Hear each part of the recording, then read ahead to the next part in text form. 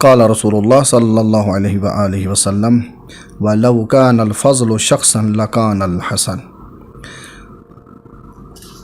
پاک پیغمبر گرامی اسلام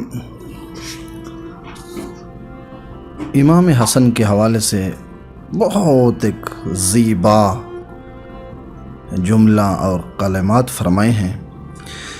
کہاں اگر فضیلت، منزلت، مقام انسان کی شکل میں ہوتی، ایک شخص کی صورت میں ہوتی، تو وہ حسن مجتبی ہی ہے۔ اگر کسی نے فضیلت، مقام، منزلت، شخصیت کو شکلی صورت میں، مجسمہ صورت میں دیکھنا ہو تو حسن مجتبی کو دیکھے، یعنی تمام کمالات امام حسن مجتبی میں پائے جاتے ہیں۔ بعض ایسی واقعاً حقیقتیں ہیں، اہل بیت کو اللہ نے ایک ایسے فضائل عطا کیے ہیں، ایسی صفات اللہ نے اہل بیت کو عطا کی ہیں کہ جس کی وجہ سے اہل بیت سائر الناس، باقی لوگوں سے جدا اور ممتاز ہوتے ہیں۔ یعنی اصلاً کسی کی مجال ہی نہیں ہے کہ وہ جو صفات اللہ نے اہل بیت کو عطا کی ہیں تو انسان ان کو درک کر پائے، اصلاً درک انسان نہیں کر پاتا۔ اگر کوئی شخص،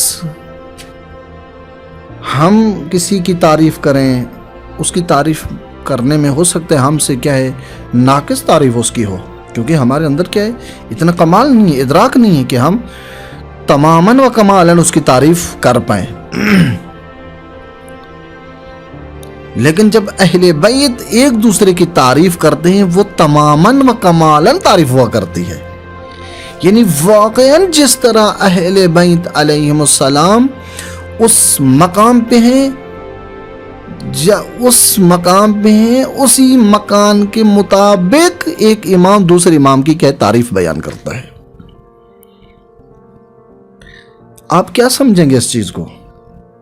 ایک شخص آتا ہے امام حسن کی خدمت میں تو آتے ہی وہ امام کو گالی دینے لگ جاتا ہے، ناسزا کہنا شروع ہو جاتا ہے۔ تو آپ کی کیا رائے ہے؟ تو وہ کیا کہتے ہیں؟ اگر کوئی ہم میں سے کوئی ایک اور ہوتا، آپ میں سے کوئی ہوتا تو ہم اس کو کیا کہتے؟ جتنا بھی ہم صبور ہوتے، صابر ہوتے، حتماً کچھ کہہ دیتے انہیں، ہاں کہ خالی نہ چلا جائے۔ لیکن امام نے کیا کیا؟ آپ کا کیا خیال ہے، کیا رائے ہے کہ وہ امام نے کیا کہا ہوگا؟ امام نے کہا اگر آپ کا کوئی ٹھکانہ نہیں، گھر نہیں، تو میں گھر دینے کے لیے تیار ہوں۔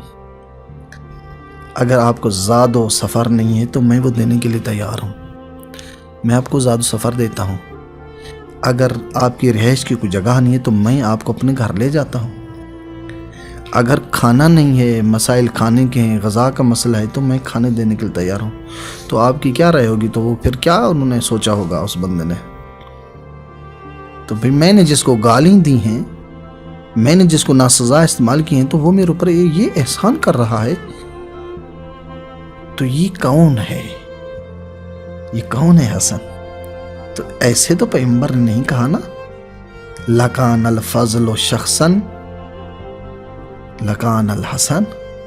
اگر شخصیت، فضیلت جسم کی صورت میں ہے تو حسن کو دیکھیے، اگر کوئی فضیلت مقام کو دیکھنا چاہتے وہ حسن ہے۔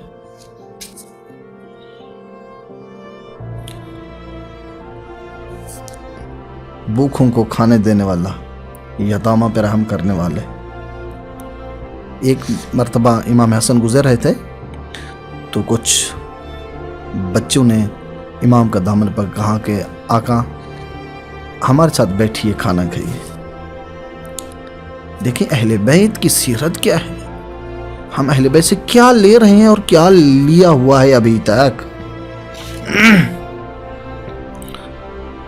جب بچوں نے اصرار کیا تو امام زمین پہ بیٹھ گئے اور اپنی ابا کو اپنوں کنز اتار کے زمین پہ پھیلا کے بچوں کو ان پہ بٹھایا، خود بھی بیٹھے، بچوں کے ساتھ کھانا کھانے لگے۔